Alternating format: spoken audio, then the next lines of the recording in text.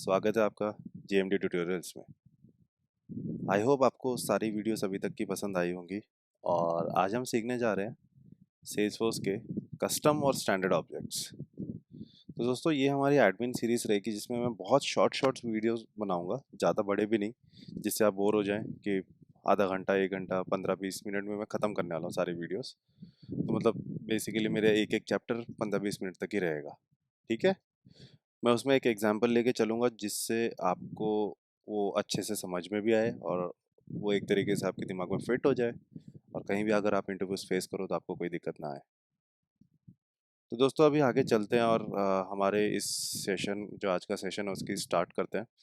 तो बेसिकली दोस्तों आज का जो हमारा सेशन रहेगा वो फुल टू रहेगा कस्टम और स्टैंडर्ड ऑब्जेक्ट्स के बीच में। तो दोस्तों ये थोड़ी हैंड राइटिंग यहाँ पे गड़बड़ा जाती है कभी कभी। कस्टम एंड स्टैंडर्ड, ये मैं एस टी लिख देता हूँ यहाँ पे, स्टैंडर्ड ऑब्जेक्ट। तो दोस्तों कस्टम ऑब्जेक्ट और स्टैंडर्ड ऑब्जेक्ट्स में डिफरेंस क्या है?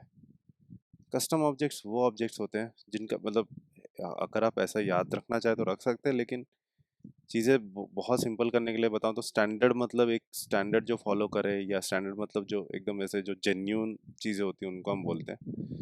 तो स्टैंडर्ड मतलब वो चीज़ें जो हमें सेल्सफोर्स खुद देता है। ठीक है, मैं अभी तक पहुंचा नहीं हूँ कि ऑब्जेक्ट्स क्या होते हैं, बट मैं बताना चाहूँगा कि सेल्सफोर्स के स्टैंडर्ड ऑब्जेक्ट्स का मतलब जो एसएफडीसी से हमें मिलते हैं, मतलब सेल्सफोर्स से हमें मिलते हैं, और जो हम खुद बनाते हैं ओन ऑब्जेक्ट्स उनको बोलते हैं हम क्या, कस्टम ऑब्जेक्ट्स।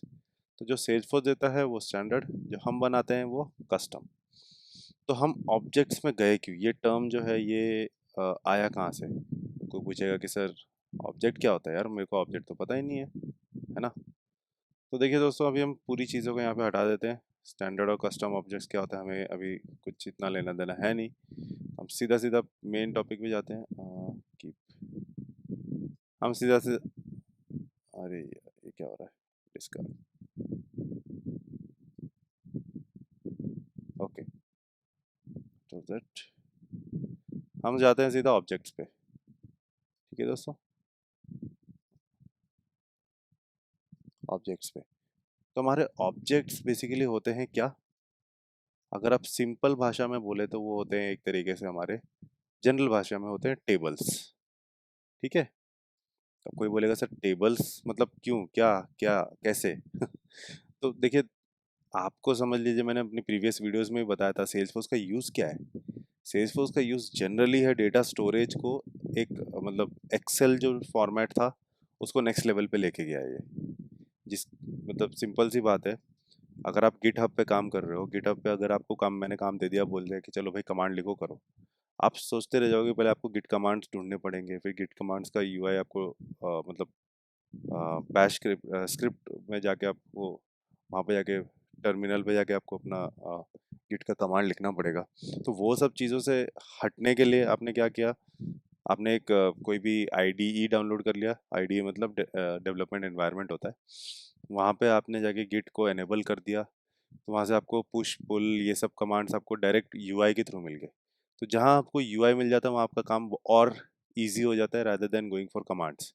सेम सेल्सफोर्स में अगर आप एक्सेल में काम करते हो तो आपको मैनुअली डेटा एंट्री करनी पड़ती है, उसको मैनुअली मैनेज करना पड़ता है, फिर कौन कौन से आए गए वो सब ऑपरेशंस के लिए बहुत सारे फॉर्मूलाज लिखने पड़ते हैं, ये सब उन सबको हटा के आ गया क्या, सेल्सफोर्स। सेल्सफोर्स ने आपको दे दिए हैं ऑब्जेक्ट्स। तो वही चीज़ है, टेबल्स क्या हो गए, टेबल्स हो गए आपके ऑब्जेक्ट्स। ठीक है, तो अब मैंने अगर आपको बोला कि भाई मुझे ना कस्टमर का एक टेबल चाहिए, तो आप क्या करोगे कि सर कस्टमर के अंदर बहुत सी चीज़ें आ सकती है, जैसे कि कस्टमर का नाम हो गया, है ना, कस्टमर का एज हो गया, कस्टमर का फ़ोन नंबर हो गया, ये सब। तो कस्टमर के अंदर कस्टमर का नाम हो गया, एज हो गया, फ़ोन नंबर हो गया, ये तीनों फील्ड्स अगर आ रही है तो ये तीनों फील्ड्स के अंदर अभी बहुत सारे कस्टमर्स आ सकते हैं, राइट। कि कस्टमर वन, उसका नाम समझ लो कस्टमर वन है, उसकी एज 26 है और उसका फ़ोन नंबर है 123 4 जो भी है। ऐसे ही करके दूसरा एक कस्टमर आएगा, कस्टमर टू, जिसकी एज है 36 और उसकी फ़ोन नंबर है 234567, ऐसे। तो अलग अलग कस्टमर्स आ सकते हैं। ठीक है, तो वैसे ही आपको को अगर मेंटेन करने जाओगे तो आप पूरी की पूरी एक्सेल शीट भर दोगे, आपको समझ में नहीं आएगा। कल को अगर आपको एक कस्टमर के लिए समझ लीजिए ईमेल भेजना है, कस्टमर का डेटा मैनेज करना है, कस्टमर का क्या ऑपरेशंस करने हैं उसके लिए, अगर उसकी कोई सर्विस रिक्वेस्ट आती है तो उसको हैंडल कैसे करना है, तो वो सब चीज़ आप कैसे करोगे, नहीं कर पाओगे। तो इसीलिए सेल्सफोर्स ने बोल दिया कि भाई तुमको वो सब चीज़ें करनी, मेरे पास आ जाओ, है आप आओ, आप यहाँ पे आके कस्टम ऑब्जेक्ट बना लो। आप कस्टम ऑब्जेक्ट बना लोगे, आप इसके अंदर जाके कुछ भी कर सकते हो। ठीक है, तो सेम चीज़ें अभी हम करने वाले हैं। अभी हम सीधा हमारे ऑर्ग में चलते हैं, कस्टम और स्टैंडर्ड ऑब्जेक्ट्स को लेते हुए। तो मैं सीधा सीधा दोस्तों सेटअप में जाता हूँ और मैं बता देता हूँ कि आपको सेटअप में करना क्या है। ठीक है, आप सीधा सीधा जाइए। मैं अभी लाइटनिंग का व्यू लेके चल रहा हूँ क्योंकि क्लासिक में मतलब बहुत सारे लोग माइग्रेट हो चुके हैं लाइटनिंग में, इसलिए मैं लाइटनिंग का व्यू लेके चल रहा हूँ। लेकिन अगर आपको लगता है कि आपको क्लासिक में भी सीखना है तो आप वीडियो पे ज़रूर कमेंट करना, मैं आपको क्लासिक में भी करके दिखाऊंगा हर एक ऑपरेशंस फ्रॉम नाउ ऑन। ठीक है, तो देखिए दोस्तों, ये है ऑब्जेक्ट मैनेजर जहाँ पे हमारे सारे टेबल्स मैनेज होते हैं। बेसिकली हमारे सारे ऑब्जेक्ट्स मैनेज होते हैं। तो यहाँ पे जाके आप एक एक एग्जांपल लेके हम चलते हैं। ठीक है, यहाँ पे से मैं सब हटा देता हूँ। एक मैं बहुत एक सिंपल ऑब्जेक्ट लेके चलता हूँ। मैं एक एक ऐसा कस्टम ऑब्जेक्ट और स्टैंडर्ड ऑब्जेक्ट लेना चाहता हूँ। तो स्टैंडर्ड ऑब्जेक्ट्स तो देखो आप लोग को पता ही है, जिनके आगे ना, या जिनको पता नहीं उनको मैं बता देता हूँ। आप सेल्सफोर्स में ऑब्जेक्ट मैनेजर पे जाओगे तो सेल्सफोर्स यहाँ सामने से ऐसे लिख देता है स्टैंडर्ड ऑब्जेक्ट, ये देखो, ये सारे के सारे स्टैंडर्ड ऑब्जेक्ट्स। और जो कस्टम है ना, उसके आगे सेल्सफोर्स कस्टम लिख देता है। और उनको आइडेंटिफाई करने का तरीका है underscore underscore C. Salesforce में कोई भी फील्ड हो गया, ऑब्जेक्ट हो गया, जिसके आगे अंडरस्कोर अंडरस्कोर सी आ गया, उसका मतलब ये है कि वो सेल्स फोर्स नहीं दे रहा है भैया, वो आप खुद बना रहे हो। कहाँ पे? सेल्स फोर्स में। ठीक है, तो ये सेल्स फोर्स ने नहीं दिया, ये आपने खुद बनाया है, ये सब हमने खुद बनाया है। ठीक है, तो एक एक सिंपल सा एग्जांपल लेके चलते हैं। एक कस्टम ऑब्जेक्ट का हम लेके चलते हैं कि समझ लीजिए मेरे पास क्या है, एक, यार ये फिर आ जाता है, मेरे पास है एक कस्टमर नाम का एक ऑब्जेक्ट। ठीक है, तो देखिए दोस्तों, कस्टमर नाम के ऑब्जेक्ट में मैं एक कस्टमर का नाम ले लेता हूँ। ठीक है, और कस्टमर का क्या ले लेता हूँ, दो चीज़ें मेरे को मतलब है कस्टमर का डेटा हैंडल करने के लिए, कस्टमर का फ़ोन नंबर। ठीक है, तो अगर मैं ऑब्जेक्ट मैनेजर पे जा रहा हूँ, मैं सीधा सीधा क्या करूँगा, क्रिएट करूँगा कस्टम ऑब्जेक्ट। ठीक है, यहाँ पे जैसे अगर आप देखेंगे तो यहाँ पे बहुत सारी चीज़ें लिखी हुई आती हैं। अगर आप स्टैंडर्ड ऑब्जेक्ट में जाओगे तो आपको लेबल और उनका ऑब्जेक्ट नेम आप एडिट नहीं कर सकते हो। स्टैंडर्ड ऑब्जेक्ट्स ना फिक्स रहते हैं। जैसे कि अगर मैं ये अकाउंट में गया, ऊपर वाला अकाउंट एक कस्टम ऑब्जेक्ट है, नीचे वाला अकाउंट एक स्टैंडर्ड ऑब्जेक्ट है। स्टैंडर्ड ऑब्जेक्ट में अगर मैं जाता हूँ तो देखोगे आप, मैं कहीं भी एडिट नहीं कर पाऊंगा, ये मैं यहाँ मेरे को एडिट की फंक्शनैलिटी दी ही नहीं है। लेकिन वही चीज़ अगर मैं अपने कस्टम ऑब्जेक्ट अकाउंट में जाता हूँ तो ये देखिए, एडिट और डिलीट के बटन आ रहे हैं, मतलब मैं अपना ऑब्जेक्ट डिलीट या एडिट कर सकता हूँ। ठीक है, तो मैं सीधा सीधा जाता हूँ वापस नए में, न्यू कस्टम ऑब्जेक्ट, इसमें आके मैं एक नाम देता हूँ कस्टमर। ठीक है दोस्तों, हमारे ऑब्जेक्ट का नाम है कस्टमर, और उसका प्लूरल नेम भी हम दे देते हैं। प्लूरल नेम मतलब उसको अगर बहुत सारे कस्टमर्स एक साथ है तो उसको आप क्या बुलाना चाहेंगे, कस्टमर्स। कष्ट से मरने वाला नहीं, बट कस्टमर। ठीक है, तो दोस्तों अभी देखिए, इंटरव्यू पॉइंट ऑफ व्यू से आपको कहाँ कहाँ ध्यान में रखना है चीज़ें। आपको चीज़ें, ये वाला पार्ट जो है वो थोड़ा थोड़ा एक मतलब जब भी आप एक ऑब्जेक्ट क्रिएट करते हो तो ये थोड़ा देख लिया करना कि अलाउ रिपोर्ट, अलाउ एक्टिविटीज सब क्या है, ट्रैक फील्ड हिस्ट्री वगैरह। ये बेसिकली आपको सपोर्ट देने के लिए काम आता है कि आपके ऑब्जेक्ट को अगर आपने बनाया तो वो रिपोर्ट वगैरह में दिखना चाहिए, नहीं दिखना चाहिए, उसकी फील्ड ट्रैकिंग हिस्ट्री होनी चाहिए कि नहीं होनी चाहिए, उसके लिए। फिर ये भी सेम वैसा ही कुछ है, और ये डिप्लॉयड या डिप्लॉयमेंट स्टेट में है। ये दोस्तों एक इम्पॉर्टेंट टॉपिक हो सकता है और नहीं भी हो सकता है, लेकिन इसके बीच में ना आप डिफरेंस खुद देखिएगा और इस वीडियो में ज़रूर कमेंट करना कि इन डिप्लॉयमेंट और डिप्लॉयड, एक ऑब्जेक्ट के ऊपर ये दो स्टेटस है, इन दो स्टेटस से फ़र्क क्या पड़ता है। अगर मैं इन डिप्लॉयमेंट रखूँ या डिप्लॉयड रखूँ, उससे क्या फ़र्क पड़ने वाला है, या उन दोनों का काम क्या है। ठीक है, तो आगे बढ़ते हैं हम, सेव करते हैं ऑब्जेक्ट को, और ये बन गया हमारा कस्टम ऑब्जेक्ट। बहुत बढ़िया। अब देखिए दोस्तों, फील्ड्स में जाते हैं। फील्ड्स मतलब उसकी कॉलम्स। ठीक है। Created by, customer name last modified by और ओनर। ओनर मतलब जो उस फील्ड का, उस सॉरी उस रिकॉर्ड का ओनर है। समझ लीजिए मेरे कंपनी में 4 लोग काम कर रहे हैं, ठीक है। 4 लोगों में से किसी एक ने, समझ लीजिए 1 2 3 4, अगर 4 लोग काम कर रहे हैं मेरे वर्कर्स है, किसी एक ने कस्टमर 1 का डेटा बनाया, C1 का, तो C1 का ओनर कौन हो गया? नंबर 1 वाला आदमी। समझ लीजिए मेरा C5 करके एक रिकॉर्ड बनाया, वो बनाया 3 नंबर वाले आदमी ने, तो C5 का ओनर कौन हो गया? 3 नंबर वाला आदमी। ठीक है।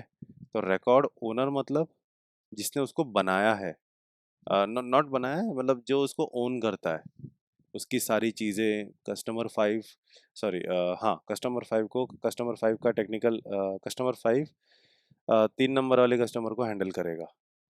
इसको कस्टमर 5 ना लेते हुए इसको अगर मैं, हाँ, बेसिकली 3 नंबर वाला टेक्निकल सपोर्ट रिप्रेजेंटेटिव हमारे कस्टमर नंबर 5 को हैंडल करेगा।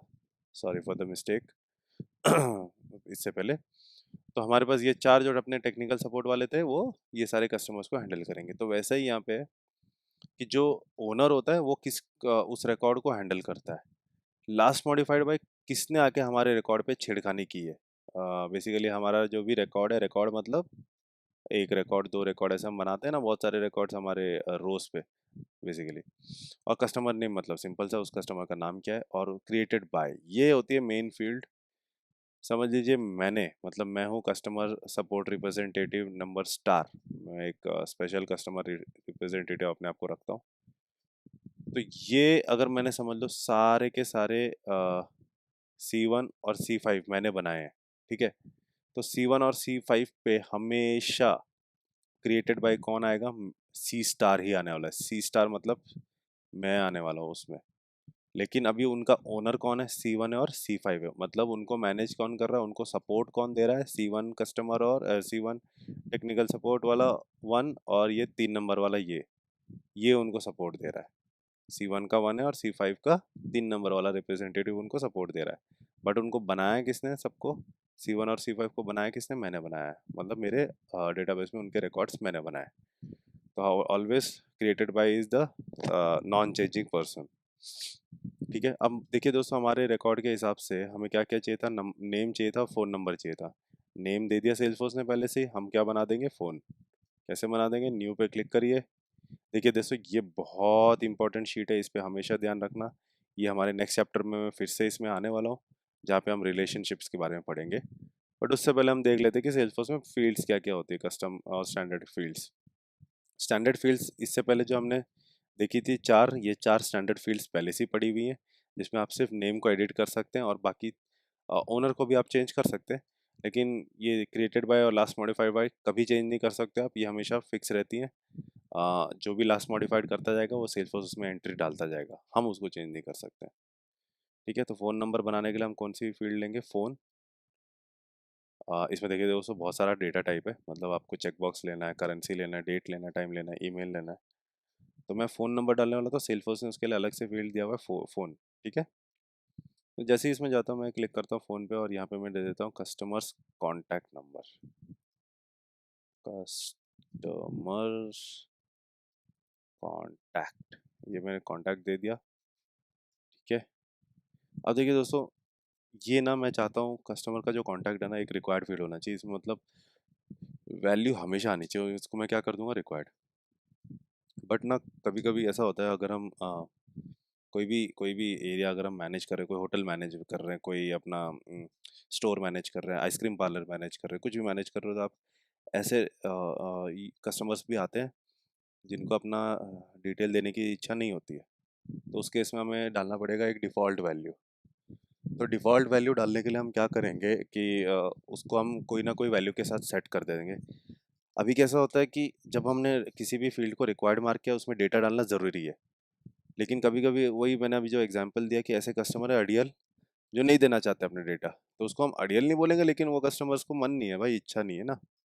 मैं जा रहा हूँ दुकान में, तुम अगर मुझसे पूछोगे, तुम अगर स्टोर ओनर हो, बोलोगे भाई अपना नंबर दे दे, बोले यार गर्मी अभी नाम लिख के चलना, ऐसा। तो वो एग्जाम्पल को लेते हुए चलेंगे तो डिफ़ॉल्ट वैल्यू कुछ ना कुछ डालना चाहिए, राइट? अगर आपने रिक्वायर्ड मार्क किया तो डिफ़ॉल्ट वैल्यू भी डालिए, एक बेस्ट प्रैक्टिस है। तो डिफ़ॉल्ट वैल्यू क्या डालेंगे, देखिए फ़ोन नंबर का। अब यहाँ पे देखिए दोस्तों एक लॉजिक रहेगा, मैं डिफ़ॉल्ट वैल्यू ना ऐसा डाल देता हूँ 0000, ठीक है, फ़ोन नंबर है हाँ, इसका डेटा टाइप, ये मैं दबाता हूँ अभी नेक्स्ट, यहाँ पे आ जाएगी मुझे एरर।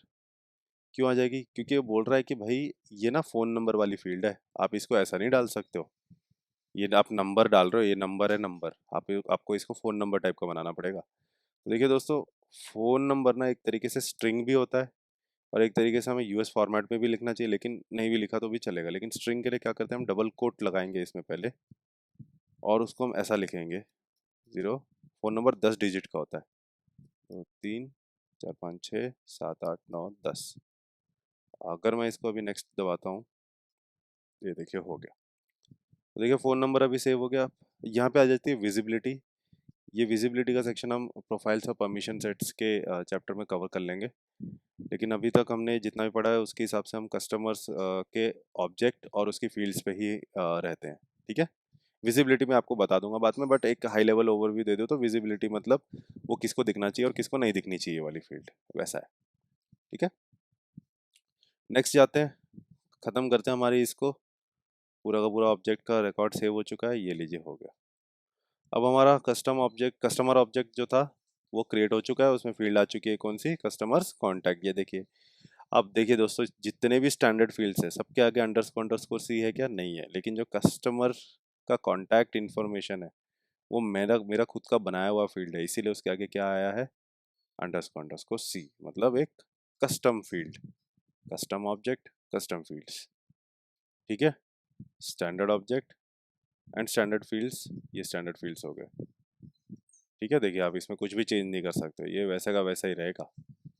और स्टैंडर्ड ऑब्जेक्ट्स तो मैंने आपको बता ही दिया था, account, contact, account brand, active search, activity, asset, ये सारे के सारे कॉन्ट्रैक्ट्स, ये सब के सब क्या होते हैं, केसेस, प्रीमियर, इनके प्रीमियम्स ऑब्जेक्ट बोलते हैं हम इनको बेसिकली, जो बहुत लोग यूज़ करते हैं, अकाउंट, कॉन्टैक्ट, केस, तो ये सारे हो गए स्टैंडर्ड ऑब्जेक्ट्स। तो आई होप आपको स्टैंडर्ड ऑब्जेक्ट्स और कस्टम ऑब्जेक्ट्स के बीच में डिफरेंस समझ में आ गया होगा, और आई होप आपको इस वीडियो से कुछ नॉलेज भी मिला होगा। तो प्लीज़ लाइक एंड शेयर और कमेंट ज़रूर करिएगा। और जो इस वीडियो में मैंने क्वेश्चन पूछा था, इन डिप्लॉयमेंट और डिप्लॉयड, उसके बीच में डिफरेंस क्या है वो भी ज़रूर आंसर करिएगा। तो थैंक यू दोस्तों, आपका दिन शुभ रहे।